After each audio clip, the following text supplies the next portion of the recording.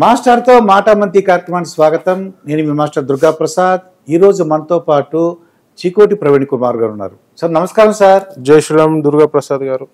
Sir ఇప్పుడు ఏంటంటే నేను చాలా ఇంటర్వ్యూలు చేశాను, మిమ్మల్ని ఆవేశపరిచి ఏదో ఇంటర్వ్యూ చేస్తుంటారండి. నాకేమనిపించింది అంటే మీలో ఉన్న మంచి మనసు, మీరు మంచి మనసు నాకు ఎలా అనిపిస్తుంది అంటే ఎవరైతే జంతువులు ప్రేమిస్తారో వాళ్ళకి మంచి హృదయం ఉంటుందండి. డౌన్ టు ఎర్త్ ఉంటారు వాళ్ళు. జంతువులను ప్రేమించేటోడు మనుషులను ప్రేమిస్తాడు, అది ప్రకృతిని ప్రేమిస్తాడు, అందరిని ప్రేమిస్తాడు. కానీ జనాలకు అర్థం కావాలి కదా, ఒకటే కోణం చూస్తారు, రాశి కోణము. మనిషికి అన్ని ఉంటాయి కదా, నవరసాలు భరితంగా ఉంటారు. అవునండి, నడుస్తుంది అనుకునేటోళ్ళు అనుకుంటారు. మా కెమెరామెన్ ప్రవీణ్ అంటున్నాడు అన్నమాట అండి. ఆయన అసలు పక్కన పెద్ద రాజకీయ నాయకుడు వచ్చాడు, ఈ పక్కన ఈయన వచ్చారనుకోండి, ఏం చేస్తారంటే నన్ను రాజకీయ నాయకుడు కాదు ఏం చెప్పి ఇప్పుడు చూడండి మాస్టర్ అని చిన్న పిల్లల నుంచి పెద్ద వరకు పరిగెత్తి మీకు సెల్ఫీలు, మీతో మాట్లాడటం, ఫోటోలు తీయించుకోవటం, అలా చాలా హ్యాపీ ఫీల్ అవుతారట సార్. అది ఏంటి వెనకాల ఏమైనా సీక్రెట్ ఉందా? ఏంటి సీక్రెట్ ఏం లేదండి, జనాలకు ఇష్టం. ఇవాళ స్ట్రైట్ ఫార్వర్డ్ మాట్లాడేటోళ్ళు అంటే ప్రజలకు ఇష్టం ఉంటుంది. అది చిన్నపిల్లలకి ఇష్టం, జంతు కోణంగా ఇష్టం, మహిళలకు ఇష్టం, గుళ్ళు ధర్మం పట్ల మాట్లాడుతారు, జంతువులను ప్రేమిస్తున్నాడు అని ఒక్కొక్కరికి ఒక్కొక్క అభిమానం. అది ఒక్కొక్క రకంగా ఒక్కొక్కరికి ఇష్టపడతారు. సో అట్లా చిన్నపిల్లల నుంచి అదే పెద్దవాళ్ళ వరకు ఇష్టపడతారు. అదే చిన్నపిల్లల నుంచి ముసలి వరకు అందరూ కూడా ఓ ఈయన అభిమానులు అండి. ఆ పక్కన తోసేసి జనాలు ఇటు వచ్చేస్తారు, ఫోటోలు ఆయన మీరు ఆ టైంలో చూడాలని చెప్తారు అన్నమాట. అంత భగవంతుడి దయ, పూర్వజన్మలో సుకృతం చేస్తే గానీ ఇన్ని లక్షల కోట్ల మంది మనం ప్రేమిస్తారు. అది మన తెలుగు రాష్ట్రాలు వెంబడి ద్వేషించేటోళ్ళు కూడా ఉన్నారు. ఆ పర్సెంటేజ్ మన నెగ్లిజెన్స్ అండి. తెలుగు రాష్ట్రాలు రెండు, మొత్తం ఆంధ్రప్రదేశ్ తెలంగాణ మీరంటే అభిమానులు ఉన్నారండి, బాగా అభిమానులు ఉన్నారు. మీ మంచితనాన్ని ఏంటో నేను ఇవాళ తెలుసుకోవాలనుకుంటున్నాను సార్. అయితే రీసెంట్ గా TV5 లో మా మూర్తి గారు మాట్లాడుతూ వేణుస్వామి అంటే మీ పేరు చెప్పారంట. నేను చికోటి ప్రవీణ్ కుమార్ చెప్తాను అని. అది ఎంతవరకు నిజం? అసలు ఏం సార్, ఏం జరిగింది? అది టాపిక్ అవసరమా అంటే ఏంటంటే ఏం లేదు, చెప్పారు. నేను నాకు కూడా తెలియదు. వేణుస్వామి గారు పర్సనల్ గా నాకు పరిచయస్తులే. టీవీలో నాకు ఎవరో పంపించారు, టీవీ క్లిప్పింగ్ పంపించారు. మూర్తి గారు మీ పేరు చెప్తూ చికోటి ప్రవీణ్ అంటే డాన్ అట్లాంటి వాళ్ళకి చెప్పి కాలు చేతులు ఇచ్చేస్తారని చెప్పి చెప్తారంటే, నేను మూర్తి గారికి ఫోన్ చేసి చెప్పా, నేను ఎవరిని బెదిరించలే, ఇప్పటి వరకు నా చరిత్రలో నేను ఎవరిని బెదిరించేది లేదు, దౌర్జన్యాలు చేసేది లేదు, పైసలు వసూలు చేసేది లేదు, భూ కబ్జాలు చేసేది లేదు, అన్యాయంగా కూడా డబ్బు కొట్టేద్దామనే ఆలోచన ఇప్పుడు కూడా చికోటికి ఉండదు. నాకు అట్లాంటిది ఏం సంబంధం లేదు. మూర్తి గారు మీరు మీ మీద ఏమన్నా ఉంటే మీరు చూసుకోండి, కానీ నన్ను ఇన్వాల్వ్ చేయొద్దు, మీరు నా పేరు చెప్పడం కరెక్ట్ కాదండి. లేదన్నా ఇట్లా చెప్పారు అంటే మళ్ళీ ఎంబడే ఆయన నెక్స్ట్ డే క్లారిఫికేషన్ ఇచ్చారండి. అవునండి, సో అది జరిగింది. ఇంకా ఇప్పుడు ఈ హైదరాబాద్ లో హైడ్రా కూడా జరుగుతుంది సార్. ఇది మీకు ఏమనిపిస్తుంది సార్ అది చూడగానే? అది ఏమన్నా ఫస్ట్ లా నాకు బాగా మంచిగా అనిపించింది, ఒక మంచి చర్య అనిపించింది. హైడ్రా రియల్ కూడా మంచిదే కాదని నేను అన్నా, ఎందుకంటే చెరువులు ఇలా ప్రకృతి పరంగా నేను ఒక ప్రకృతి ప్రేమికుడు అన్నా, పర్యావరణం గురించి నాకు నాలెడ్జ్ ఉంది. నాకు ఆ సబ్జెక్ట్ లోనే జూఫిలిస్ట్ యానిమల్స్ కేటగిరీలో డాక్టరేట్ కూడా ఇచ్చినారు. సో అది పక్కన పెడితే మంచి చెరువులకు అవసరము. ఇవాళ నేచర్ బ్యాలెన్స్ చేసుకోకపోతే ఇంకా ఫ్యూచర్ జనరేషన్స్ కి ఇబ్బంది. మంచిదే అనుకున్నాం, కానీ పెద్దోళ్ళని ఒక్కరిని కొట్టి చిన్న గరీబోళ్ళని కొట్టడం అది కరెక్ట్ కాదు. నువ్వు FTL బఫర్ జోన్ లో ఉంటే మీరు తీసేయండి, తొలగించాడు. అక్రమంలో ఏమున్నా తొలగించాడు, వద్దని అంటలేదు. కానీ పేదోళ్ళకి ఒక నోటీస్ ఇవ్వాలి, ప్రాపర్ టైం ఇవ్వాలి. ఇల్లు గోల కొట్టాలంటే వాళ్ళకి అకామిడేట్ చేయాలి. రెక్కాడితే కానీ డొక్కాడని పరిస్థితిలో చాలా మంది ఉన్నారు. వాళ్ళకి అకామిడేట్ చేయకుండా సడన్ గా పోయి వాళ్ళ ఇంట్లో ఫర్నిచర్, టీవీలు ఉన్న సామాన్లు అన్ని ధ్వంసం చేసే వాడి పరిస్థితి ఏంటండి? పెద్దోడికి ఫరక్ పడదు, చిన్నోడి పరిస్థితి ఏంటండి? చాలా అన్యాయం కదా.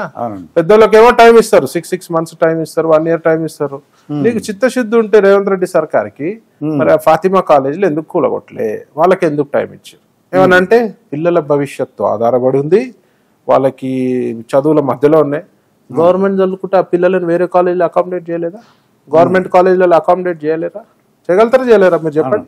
అది చేయగలరు కానీ కొద్దిగా టైం పడుతుంది. అంటే మీరు అన్నట్టు కాలేజీకి సార్ అది మొత్తం ఒక చెరువు మధ్యలోకి వచ్చి మీరు ఒక యూ షేప్ లోకి వెళ్ళిపోయింది. అది అంతకంటే అన్యాయం ఏమైందండి? అంటే నేను చెప్తా వినండి, వాళ్ళకి టైం ఇచ్చినప్పుడు పేదలకు ఎందుకు టైం ఇస్తలేరు మీరు? అది ఇవ్వాలి, టైంకి ఇవ్వాలి, టైం ఇవ్వాలి, వాళ్ళకి అకామిడేట్ చేయాలి. అలా డబుల్ బెడ్రూమ్ ఇల్లులు ఉన్నాయి. బీఆర్ఎస్ కింద స్థాయి నాయకులు అన్యాయంగా దొంగతనంగా అట్లాంటి ఇల్లులన్నీ అకామిడేట్ చేయించుకొని వాళ్ళు అందులో ఉంటున్నారు, రెంట్లకు ఇచ్చినారు డబుల్ బెడ్రూమ్ ఇళ్ళలో. అలాని పట్టండి, ఒక ఎంక్వైరీ కమిటీ వేయండి, వేసి వాళ్ళందరినీ బయటికి దోసేసి ఈ ప్రజలకు ఇవ్వండి, అవసరం ఉన్న ప్రజలకు ఇవ్వండి, పేద ప్రజలకు ఇవ్వండి. వాళ్ళ సడన్ గా ఇల్లు కూడా కొడతా అంటే మహిళలు ఉంటారు, చిన్నపిల్లలు ఉంటారు, రోగుల రోగులు ఉంటారు, పెద్ద మనుషులు ఉంటారు. వాళ్ళు ఎట్టుపోవాలి వర్షాకాలం. ఘోరం మొన్న, ఘోరం అంటే ఘోరము. రోడ్డు మీద పడి ఏడుస్తున్నారు. అంటే నీకు ఓట్లు వేస్తే ఇదా మీరు చేసేది? తప్పు చేస్తే డెఫినెట్ గా శిక్షారు. ఎవరైనా నా తప్పున్నా ఓకే, డెఫినెట్ గా కూలగొట్టాలి. ఎవరిదైనా దానికి స్పేర్ చేయాల్సిన అవసరం లేదు. మినిమం టైం ఇవ్వాలి. వాడు ఇల్లు అయితే ఎత్తుకపోడు కదా, మీరు చేసేదే కాల్ చేయమని. ఎటుపోతాడు? సామాన్లు తీసుకోవడానికి ఎటుపోవాలి? సామాన్లు కాదండి, 10 రోజులు 15 రోజులు నోటీస్ ఇవ్వాలి. వాడు ఇంట్లో సడన్ గా నువ్వు కూలగొడుతుంది, మొన్న వర్షం పడుతుంది, వాళ్ళంతా రోడ్డు మీద పడి ఆడవాళ్ళు ఏడుస్తారు. ఏంది ఆ పరిస్థితి? అంటే అసలు ఆఫీసులు ఎలా ఇచ్చారంటారు పర్మిషన్? అదే ఆశ్చర్యంగా ప్రజలందరూ కూడా. ఇది కాదు, ఇవాళ ప్రజల దగ్గర రిజిస్ట్రేషన్ ట్యాక్స్ వసూలు చేశారు స్టేట్ గవర్నమెంట్. కరెంట్ కనెక్షన్లు ఇచ్చారు, నల్లాల కనెక్షన్, తాగునీరు కనెక్షన్లు ఇచ్చారు. అప్పుడు ఏమైంది మీ బుద్ధి?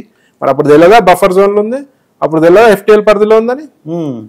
అంటే ఆఫీసర్లు చేసిన తప్పుకి ప్రజలు మోసం. ఇవాళ కూడా నాకు తెలియదు ఎక్కడ బఫర్ జోన్ ఉంది, ఎక్కడ ఉందని. ఎంతమందికి నాలెడ్జ్ ఉంటుందండి చెప్పండి? ఎంతమందికి, నార్మల్ ప్రజలకు ఎంతమందికి నాలెడ్జ్ ఉంది? పాపం మధ్యతరగతి వాళ్ళు ఇవాళ దీన్ని అడ్డు పెట్టుకొని రియల్ ఎస్టేట్ కంపెనీలు, పెద్ద వ్యాపారస్తులు, పెద్ద రియల్ ఎస్టేట్లు కోట్లు సంపాదించారు. అనుభవించేది ప్రజలా? అనుభవించేది ప్రజలా? మరి ఏ ఆఫీసర్ పర్మిషన్ ఇచ్చారు? వాటిపై క్రిమినల్ కేసులు 6 మందిపై పెట్టినా అంటారు. చర్యలేవి సస్పెండ్ ఎందుకు చేయాలి? 6 మంది అయిన వాళ్ళు రాయలా. మీది IAS కలెక్టర్లు, కింద MROలు, పాత MROలు, RDOలు అందరి చిట్టది. ఎవరు పర్మిషన్? మొత్తం అందరిని సస్పెండ్ చేయండి. దమ్ముంటే ఆ పని చేయాలి. అది ఇలా బలి ఎవడైతుండండి? ప్రజలు బలవుతారు. అమాయక ప్రజలు, పేద ప్రజలు బలవుతారు. రోడ్డు మీద చిన్న షెడ్ వేసుకొని 6 మంది 5 మంది చిన్న ఒక రూమ్ లా వాళ్ళు ఉంటారు. అందులోనే వంట, అక్కడనే బాత్రూమ్, అన్ని. వాళ్ళ పరిస్థితి ఎంత దారుణంగా ఉంటుంది. నీకు చిత్తశుద్ధి ఉంటే పెద్ద పెద్దోళ్ళని, ఎంతమంది పెద్దోళ్ళు కొట్టిన ఏదో ఒకళ్ళు ప్యాకేజ్, అంతే, ప్యాకేజ్ కమ్ముడు పోతారు. సింపుల్ లాజిక్, ఏం లేదు, ప్యాకేజ్ కమ్ముడు పోతారు. ఇప్పుడు మధ్యతరగతి వాళ్ళు ఏదో 2 కోట్లు కష్టపడి వైఫ్ అండ్ హస్బెండ్ సంపాదించి కట్టిన దానికి కూడా కోలుకొట్టేసి లోన్లు తీసుకుంటారు, అప్పులు చేస్తారు. ఇల్లు కట్టాలంటే అంత ఈజీ కాదు. ఒక మధ్యతరగతి కుటుంబానికి, పేద ప్రజలకి ఇల్లు కట్టాలంటే లోన్లు తీసుకుంటారు, అప్పులు చేస్తారు. కష్టపడి సేవింగ్ చేసి ఎన్నో దశాబ్దాల కళ, 10 ఏళ్ళు 20 ఏళ్ళు కష్టపడితే ఒక కళ నెరవేరుతుందని దాన్ని తీసుకొచ్చి వితౌట్ నోటీస్, ప్రాపర్ నోటీస్ టక్క కొట్టేస్తే వాళ్ళ పరిస్థితి, లోపల ఉన్న అన్ని సామాన్లు, అప్లయన్స్ అన్ని కొట్టి పడేస్తారు. టైం ఇవ్వడం వాళ్ళకి. దీన్ని మంచి పని చేస్తారు రేవంత్ రెడ్డి గారు. కానీ దీన్ని ఒక పక్కన పెట్టి ప్రాపర్ వేలో పోవాలి. నోటీసులు ఇవ్వాలి, 1 మంత్ ప్రయర్ నోటీస్ ఇచ్చి వాళ్ళని అకామిడేట్ చేసుకోమని చెప్పాలి. మరి ఇవాళ పెద్దోళ్ళందరికీ టైం ఇచ్చారు. వాళ్ళు హైకోర్టులో వేసుకురు, సుప్రీంకోర్టులో తెచ్చుకోరు, స్టే ఆర్డర్లు తెచ్చుకోరు. వాళ్ళకి అన్ని బరాకుని మాఫ్, ఎందుకంటే ప్యాకేజ్ లెక్క అమ్ముడుపోతుంది.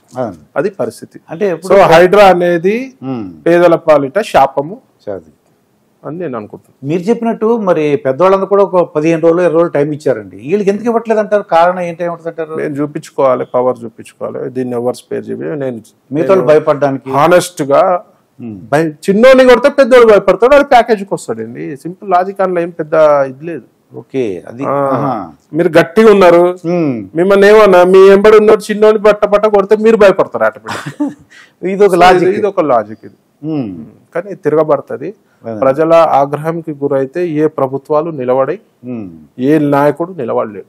సో దీని మీద పునరాలోచించుకోవాలి. హైడ్రాకి సంబంధించి రేవంత్ రెడ్డి గారు ప్రజలకు టైం ఇవ్వండి. ఎవరైతే నాలాలపై కట్టిన వాళ్ళకి కూడా తప్పుంటే తప్పులే, ఒప్పుంటే ఒప్పే, టైం ఇచ్చి వాళ్ళని అకామిడేట్ చేయమంటున్నాం. ఫస్ట్ నా డిమాండ్ వచ్చేసి వాళ్ళని అకామిడేట్ చేయాలి. కొంతమంది ఏమంటారంటే GHMC ఎలక్షన్ వస్తున్నాయి, మన హైదరాబాద్ లో BRS పార్టీ గెలిచింది, BJP 1-2 వచ్చినాయి, అందువల్ల